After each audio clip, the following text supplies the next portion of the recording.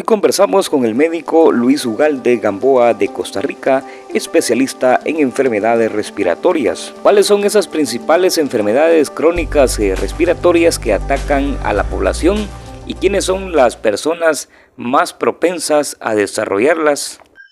Melvin, muchísimas gracias por la oportunidad. Creo que es un foro muy bueno que podamos hablar entre diferentes países de este tema tan importante. Viera que le comento que las enfermedades pulmonares son un tema muy relevante en la actualidad y principalmente en Centroamérica tenemos focos importantes de afectación a nivel respiratorio. Uno de ellos es, por ejemplo, los pacientes que tienen asma y aquellos que tienen asma, pues entonces empiezan desde edades muy tempranas. Hay que recordar que tenemos niños con asma, personas, eh, adolescentes y adultos, inclusive adultos mayores con asma, que cada vez pues tienen mayor relevancia en no solo atención, sino costos de atención, ausencias de escuela, ausencias en el trabajo, descompensaciones, visitas a emergencias, entre otras, y nuestra latitud permite que entonces haya las condiciones idóneas para que muchas de estas condiciones como el asma se exacerben por nuestro eh, flora, fauna, características climatológicas, etcétera.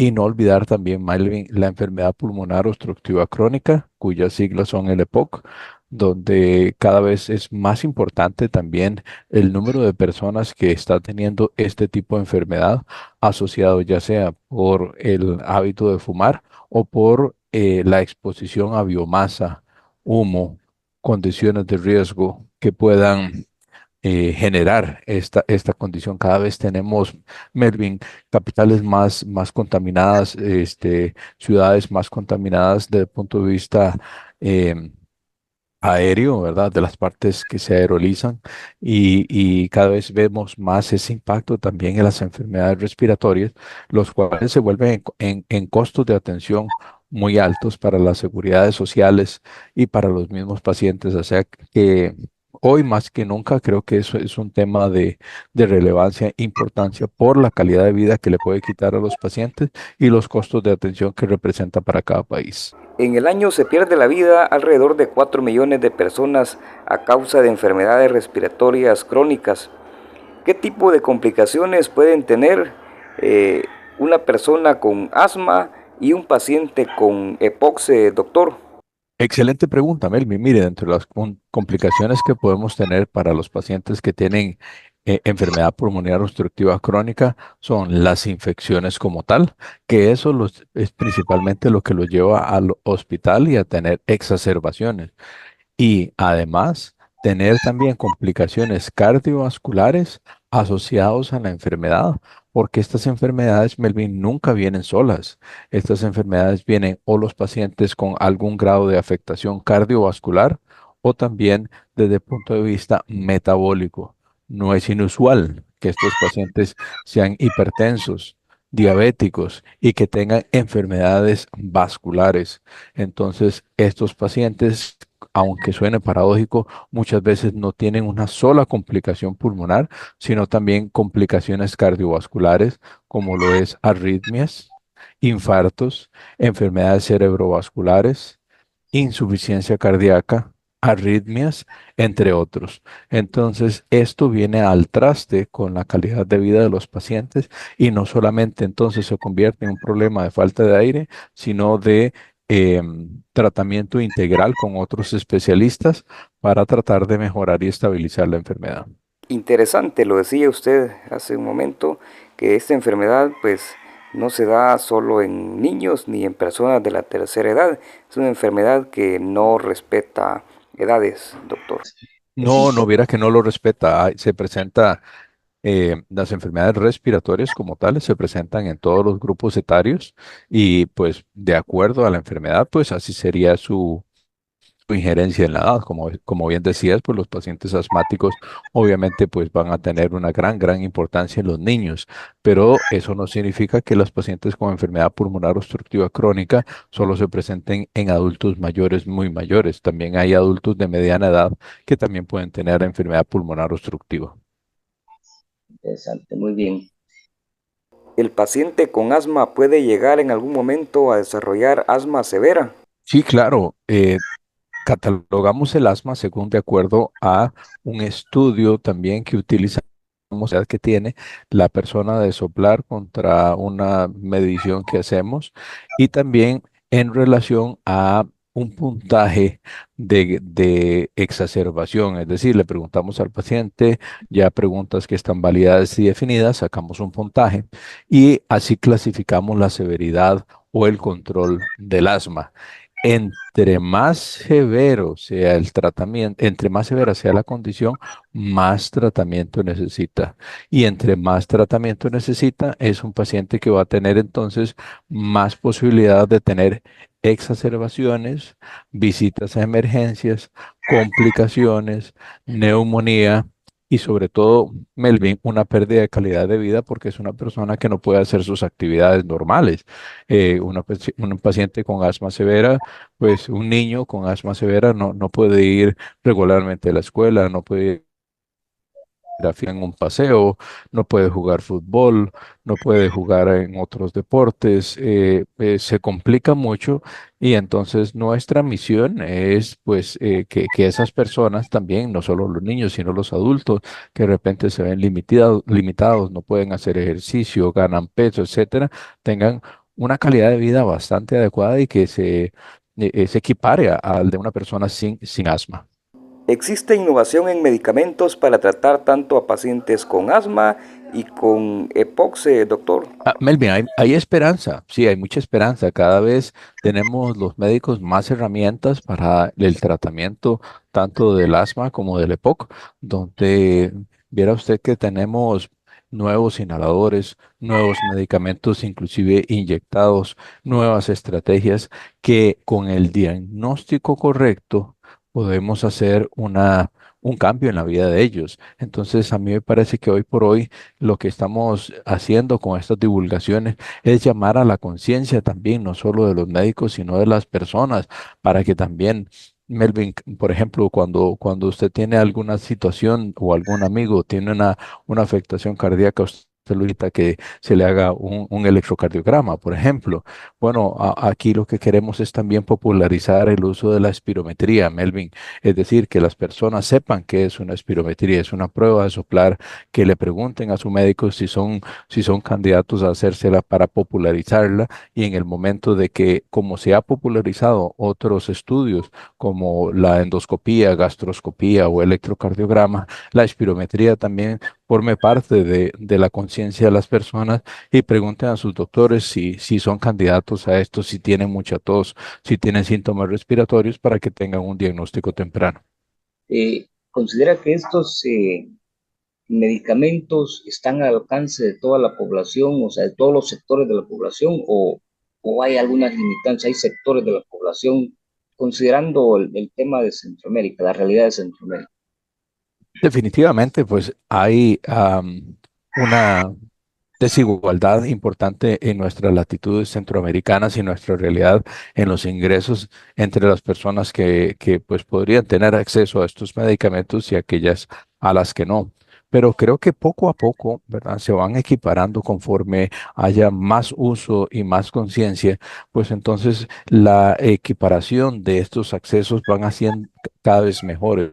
Por ejemplo, conozco que en la realidad de la seguridad social, de cada uno de nuestros países se están introduciendo medicamentos de características historias y biológicos para el tratamiento del asma, lo cual es un gran avance y mejora la accesibilidad de los pacientes a través de la seguridad social. Por supuesto que a nivel particular, en algunos casos son medicamentos que podrían ser, digamos, inclusive de carácter prohibitivo, pero yo creo que cada uno de los países en Centroamérica ha hecho un esfuerzo muy grande por introducir esos medicamentos en la cobertura de sus seguridades sociales, lo que brinda al paciente con asma de bajos recursos una herramienta y una posibilidad de acceso que de otra manera no la tendría. ¿Los medicamentos estos tratan o curan, sacan a las personas definitivamente de la enfermedad, si alguien sigue los procedimientos? Pues no tenemos en nuestro arsenal un medicamento que definitivamente cure al paciente, sino más bien buscamos el control. Entonces sería el equivalente de un paciente que es hipertenso, que con el tratamiento controlamos la presión. Por supuesto que hay también medidas también no farmacológicas que van a mejorar que un paciente tenga un mejor control. Entonces, si un paciente asmático tiene sobrepeso, por supuesto que bajando de peso va a mejorar el asma. Aunque digo, por supuesto, no es tan intuitivo, pero hay varios estudios que nos indican que los pacientes que tienen mejor calidad, digamos, de hábitos alimenticios, mejoran el asma. Es decir, la respuesta a su pregunta sería, pues no, vamos a controlar, pero no es una estrategia que elimina completamente la enfermedad, sino más bien la controla. Pero en el control está la oportunidad de que ese niño o ese adulto joven o ese adulto mayor ya no se ahogue, pueda hacer ejercicios, mejore su condición, porque de otra manera, ¿cómo pedirle usted a una persona que baje de peso que no pueda hacer ejercicios porque le falta el aire? Sería muy difícil. Conociendo de su trayectoria en Centroamérica y en México, ¿México tiene mejor control de este tipo de enfermedades que Centroamérica? Yo creo que cada vez se están haciendo esfuerzos y conciencias mayores para trabajar en equipo. Ha habido por un tiempo un paradigma de trabajar cada especialidad por su lado, pero creo que, por ejemplo, cada vez más hay esfuerzos en cada región. Por ejemplo, en Guatemala conozco la Liga del Pulmón, en México conozco también la iniciativa de la Sociedad Mexicana para enfermedades pulmonares, igual en Costa Rica, conozco en Panamá también iniciativas para mejorar sin fines de lucro las enfermedades respiratorias. Entonces, creo que cada vez hay más conciencia y cada vez hay más campañas para hacer diagnósticos tempranos.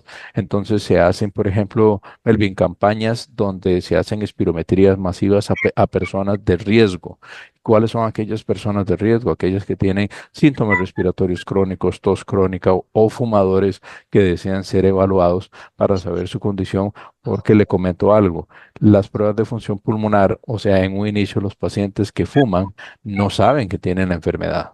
Y cuando se les hace la prueba y se detecta que tienen una alteración, dicen, yo no tenía falta de aire, yo no tenía molestias. Claro, no las tenía porque no ha llegado al punto crítico en el cual el paciente se da cuenta, pero la prueba es suficientemente sensible para salir alterada y decirle al paciente, usted ya inició la enfermedad. Si usted no se cuida, en 3, 4, 5 años, entonces va a tener estos síntomas y posiblemente pues entonces el enfoque va a ser diferente. Tanto más temprano actuemos en la enfermedad, tanto más temprano incidamos en esa salud, entonces podríamos revertir algunos síntomas, eso sí lo podemos hacer, y disminuir la progresión para que entonces en lugar de llegar, no sé si he visto esos casos terribles con pacientes que tienen una dificultad de aire terrible, que están jalando un tanque de oxígeno, que tienen concentradores de oxígeno en su casa, revertir eso a tener un paciente un poco más funcional sin la necesidad de llegar a esos extremos, que podría tener un grado de falta de aire, pero o sea, no llegó a esta etapa final y es una de nuestras principales metas el día de hoy. Muy bien. La enfermedad, cuando ya un paciente la tiene, se puede contagiar a otras personas, doctor. No, Melvin, estas son enfermedades que se desarrollan directamente por otros factores. El asma tiene un carácter también de parte de herencia, ¿verdad? De padres a hijos, y también tiene factores externos. Y la parte de enfermedad pulmonar obstructiva crónica tiene, si bien es cierto, algunos efectos, algunas condiciones genéticas que pueden favorecer su aparición, el hábito también de fumar o exposición a biomasa, humo o exposiciones laborales puede ser que le ayude a aparecer esa enfermedad, pero no se contagia. Doctor, ya para finalizar, ¿cuál es esa recomendación que se le puede brindar a los pacientes con enfermedades respiratorias crónicas? Lo número uno sería, digamos, elevar la conciencia sobre la parte de fumado. Eh, Todavía tenemos una población activa que utiliza el tabaco como una forma también de uso constante y entonces sería elevar un poquito la conciencia en ese sentido para que reconozcamos que, aunque ya lo sabemos, que pues fumar no es bueno para la salud. cada vez vemos también el uso de otro tipo de dispositivos para utilizar como el vapeo y otros dispositivos de uso de inhalador para generar conciencia sobre ellos, porque hemos visto en varios artículos científicos que no son inocuos. Y segundo, también cuando los pacientes tienen síntomas o cuando se realizan en ese grupo de riesgo, Melvin, también dejar listo en la conciencia de las personas que le pregunten a sus médicos por la espirometría, así como cuando un paciente tiene un ardor en el abdomen o siente cuando la comida le cae mal, le pregunta a su médico, mire, una gastroscopía será necesario, mire, ¿podría yo necesitar este estudio de la endoscopía? Pues le pregunte también sobre la espirometría. Yo creo que es el momento ahora clave para que aquellos pacientes con tos crónica, síntomas, falta de aire, que estén en grupos de riesgo, etcétera, que pregunten y estén más conscientes de este tipo de estudios. Muy bien, doctor.